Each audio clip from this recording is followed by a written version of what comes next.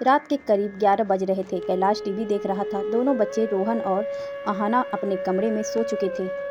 सुधा जी और मोहन जी भी अपने कमरे में सो चुके थे, पर कोई एक थी जो अभी तक काम कर रही थी, और वह थी प्रिया। वह रसोई को समेट रही थी और सुबह नाश्ते की तैयारी कर रही थी। कल नाश्ते में पाव भाजी बनाने की फरमाइश मिली थी, तो उसी की सब्जियां काट रही थी। वरना सुबह बच्चों को तैयार करना, इसका नाश्ता, उसकी चाय, समय ही कहाँ मिलता था। यह तो हम जैसी हर औरत की कहानी है। सुबह सबके पहले उठो और रात में सबके बाद सोने जाओ। छुट्टी बाकी घर में किसी की भी हो, हमारा तो उस दिन डबल काम होता है। यह सारी बातें आप लोगों ने न जाने कितना ही बार सुनी होंगी, देखी भी होंगी, पर हमारी हालत वैसी ही रही। छोड़िए, चलते हैं कहानी की तरफ। जहाँ प्रिया सुबह की तैयारी कर रही थी, तभी कैलाश रसोई में आकर फ्रिज में से आइसक्रीम निकाल कर खाता है और चम्मच कटोरी वहीं सिंक में रख चला जाता है। प्रिया ने थोड़ी देर पहले ही सिल्क के सारे बर्तन धोए थे। कैलाश की हरकत उसे काफ़ी गुस्सा आया, पर वह कहती तो अभी वहाँ बहस छिड़ जाती, इसीलिए उसने वहाँ चम्मच कटोरी चुपचाप धोकर रख दी। उसके बाद कैलाश अपने कमरे में जाकर सो गया। पर जब प्रिया अपने कमरे में आई अपना काम निपटाकर, उसने देखा बिस्तर का वह हिस्सा जहाँ वह सोती है, उस तरफ कैलाश की सारी चीज़ें जैसी लैपटॉप का चार्जर, हेडफोन, पावर बैंक, सारा कुछ फैला पड़ा है। प्रिया को फिर चिढ़ आ गया, पर कैलाश सो चुका था। वह किससे कहती? ऐसा पहली बार नहीं हुआ था।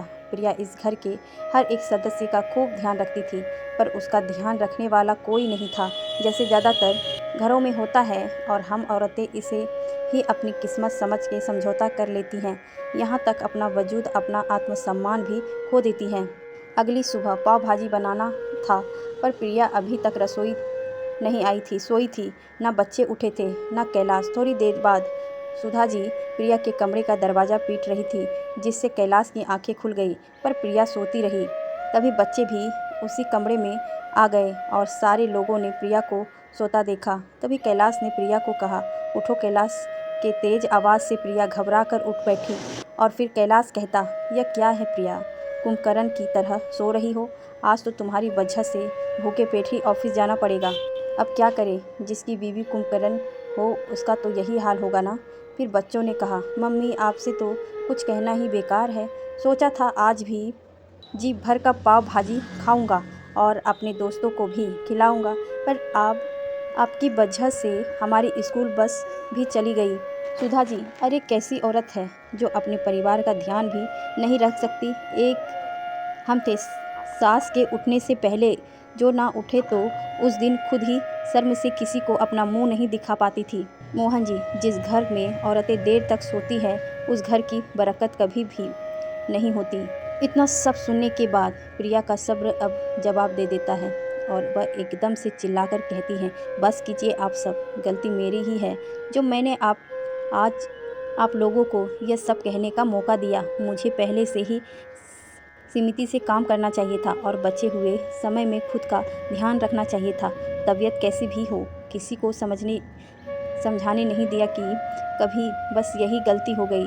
मैं मशीन की तरह लगी रही और इसका नतीजा यह निकला। पर अब बस बहुत हो गया।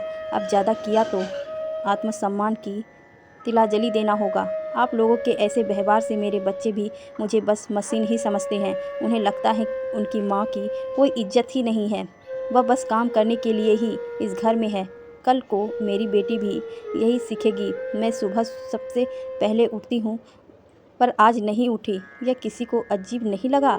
तबीयत खराब भी हो सकती है मेरी, भले ही आप लोगों ने मुझे मशीन समझ रखा हो, पर असल में मैं हूँ तो एक इंसान ही।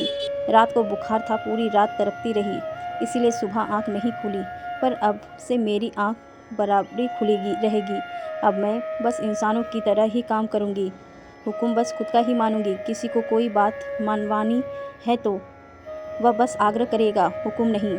इतना पढ़कर आपको ऐसा लग रहा होगा कि अप्रिया के इतना सब कहने के बाद घर में सब कुछ बदल गया होगा। हाँ, बेशक बदलाव तो बहुत हुआ है। जहाँ पहले घर के सारे सदस्य प्रिया के कामों को अनदेखा करते थे, वहीं अप्रिया सभी को अनदेखा कर रही थी।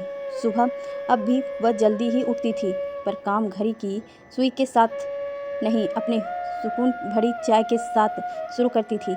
सभी उसके इस रवैये से खींच तो रहे थे, पर उसे खिंचाने की हिम्मत किसी में नहीं थी, क्योंकि सभी को डर था कि ज़्यादा बोलने से जितना भी वह कर रही है वह भी कहीं बंद ना कर दे।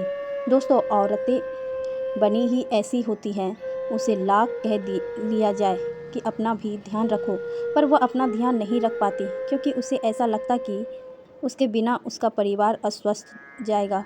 पर यह गलतफहमी है, उसके बिना भी परिवार स्वस्थ ही रहेगा। किसी के कहने होने या ना होने से किसी का भी जीवन नहीं रुकता। हाँ, 2 दिन उसको याद कर उसके परिवार वाले रोएंगे, फिर संभल जाएंगे। इसीलिए अपना ध्यान औरतों को खुद ही रखना होगा।